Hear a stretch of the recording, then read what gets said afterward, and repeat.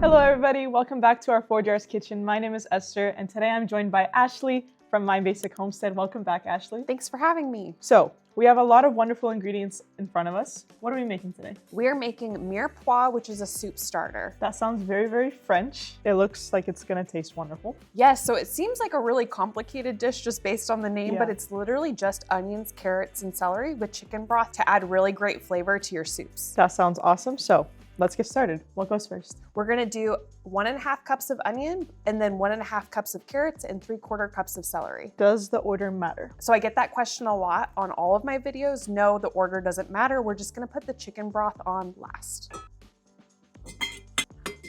So where do you want to start? Let's do 1.5 cups of carrots. Let's do it.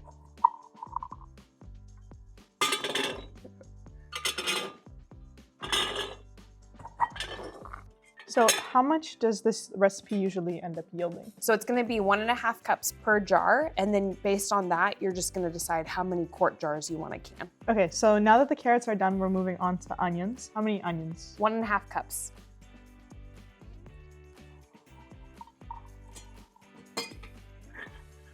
If I'm prepping to make the mirepoix, how big should my onions be? So in a normal soup starter, you would want diced vegetables, but because we're canning it, it's gonna cook down more in the canner. So we want slightly bigger chunks than the small, fine diced ones. And I noticed that the carrots are pretty big as well. Is that for that same reason? Exactly. Because they boil down? Yes. All right. These jars are looking pretty full already. It looks like there's not enough room for the celery. What do we do? So if you had a masher, you could mash it down, or you can just pick up the jar and very gently, and that helps all of the ingredients kind of fall down a little bit more so we can fit the celery in. Awesome, and that difference is huge. It's about an inch more of space. Exactly. Obviously, the last ingredient is now celery. How much celery goes into each jar? We're gonna do 3/4 cup.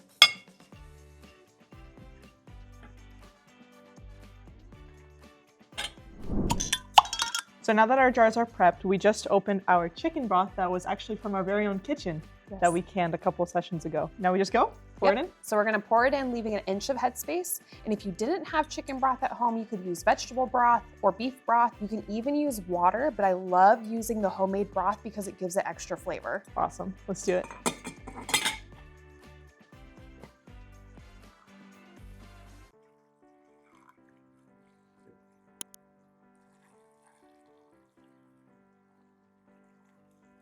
All right, next step, I know it's super important in canning, debubbling. Yes, so that's gonna help all of the liquid penetrate the jar and remove any air bubbles.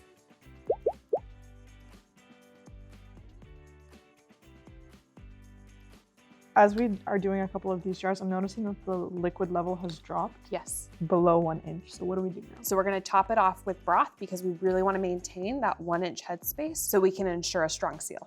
All right. We topped off our jars. We have our vinegar. We have our paper towels. Let's wipe our rims. Let's do it.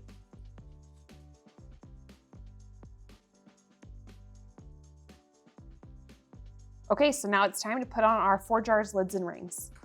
So Ashlie, what do you like about our lids? I love the quality. I have basically 100% seal rate. That's awesome to hear.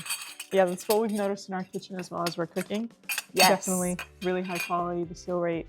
And I think it comes down to the thickness of the lid itself and the amount of sealing compound that we use. Absolutely. I've noticed it's significantly thicker than any other brand that I've tried. So now we're gonna put our rings on fingertip tight.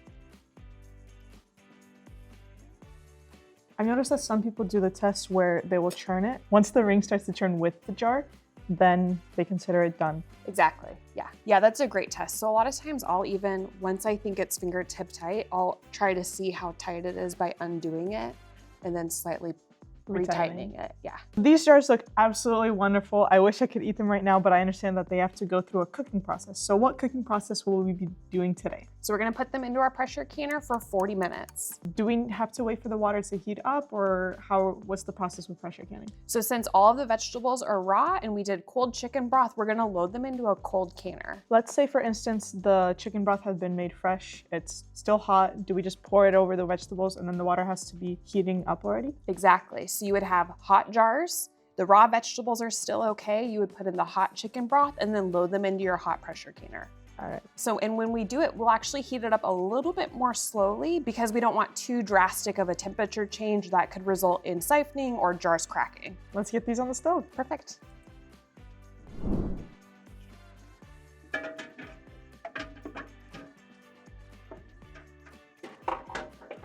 So a lot of people in Florida have something called hard water. Is there anything that we can do to counteract the white spots that may form? Yes, so we could either use a splash of white vinegar, or if you have cream of tartar, you could put some of that in your water as well. Is it one or the other? Can you use both at the same time, or do you just kind of... It's really just one or the other. So today we're going to use white vinegar. So we have about 2 tablespoons of vinegar, and we Yes. just pour it directly in. Yep, perfect. Preferably without touching the lids. Exactly. Okay, so now that our lid's on, we're gonna turn our heat on and bring it up to temperature slowly. So I know this tool right here is called a regulator. It can go up to 15 pounds of pressure. Yes. When do we add it on? So we're gonna use 10 pounds of pressure because we're in Florida, and we'll add it on once we see a consistent stream coming from the vent. So I can hear the water inside is already boiling. I see some steam coming out. What's next? Now we're gonna put our regulator on. So this is 10 pounds, correct? Correct. Now what's gonna happen is the regulator is gonna hold the steam in so that the pressure builds. Correct. So we're gonna wait until it gets to 10 pounds of pressure. Then we're gonna set our processing time for 40 minutes. And that processing time is for an elevation of at or under 1,000 feet. We're still in Florida. Elevation's like 2 feet. Yes. So wonderful. Perfect. Okay, so now that our processing time is up, our weight is down to 0 pounds of pressure. We removed our gauge. We're gonna open up our canner. And when you open this, make sure you open it away from your face. That way the steam doesn't get in your face. Away. Okay. Perfect. So we took our Mirepoix out of the pressure canner. How long do we have to wait in order to eat it? Because it smells delicious already. It does. So we're gonna wait 24 hours, let the jars just sit on the counter undisturbed, and then we'll remove our rings and check our seals. After those 24 first hours are done, for storage, I just take off the ring and that's it. Exactly. Awesome. Ashlie, thank you so much for joining us in the Forjars kitchen today. Thank you so much for teaching me how to make Mirepoix. I can't wait to make soup out of this. You're welcome. It's been so much fun being with you guys here. Where can our Forjars followers find you? It's at My Basic Homestead on all my social media platforms. Thank you so much for tuning in. We'll see you in the next one.